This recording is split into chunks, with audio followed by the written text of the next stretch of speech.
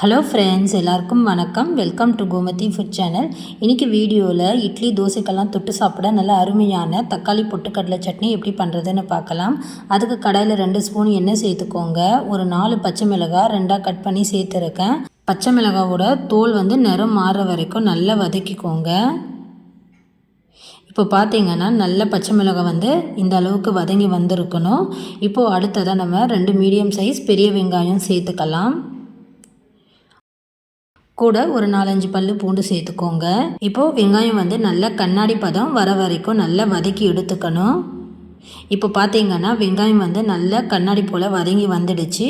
அடுத்ததாக இதில் மீடியம் சைஸில் ஒரு 3 தக்காளி நான் கட் பண்ணி சேர்த்துருக்கேன். ரொம்ப சின்னதாக இருந்தால் ஒரு 4-5 தக்காளி கிட்ட சேர்த்துக்கோங்க.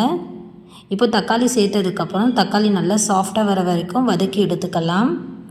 தக்காளி வதங்கினதும் கேஸ் ஆஃப் பண்ணிவிடுங்க. அடுத்ததாக ஒரு 1/2 கப் அளவுக்கு பொட்டுக்கடலை சேர்த்துட்டு கடாயோட சூட்லேயே இதை நல்லா கலந்து விட்டு வதக்கிக்கோங்க. சூடு ஆறுனதுக்கப்புறம் மிக்சி ஜாரில் மாற்றிட்டு இப்போது சட்னிக்கு தேவையான அளவுக்கு உப்பு சேர்த்துட்டு கொஞ்சமாக தண்ணி சேர்த்துட்டு ரொம்ப நைஸாக அரைக்காமல் இந்த மாதிரி கொரகொரப்பான பதத்தில் சட்னி அரைச்சி எடுத்துக்கோங்க.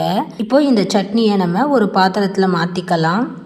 சட்னியை இந்த மாதிரி திக்காகவும் வச்சு சாப்பிடலாம். இட்லிக்கெல்லாம் வச்சு சாப்பிட தண்ணியாக வச்சு சாப்பிட்டா ரொம்பவே அருமையாக இருக்கும். நம்ம சட்னிக்கு தேவையான அளவுக்கு தண்ணி ஊற்றிக்கலாம். ஃப்ரெண்ட்ஸ், நம்ம அதுக்கேற்ற மாதிரி காரத்துக்கு பச்சை மிளகாய் உப்பு சேர்த்துக்கணும். அப்போ தான் அதுக்கேற்ற மாதிரி நீங்கள் தண்ணி ஊற்றி அட்ஜஸ்ட் பண்ண முடியும். இப்போது சட்னிக்கு சூப்பரான ஒரு தாளிப்பு தாளித்து சேர்த்துக்கோங்க.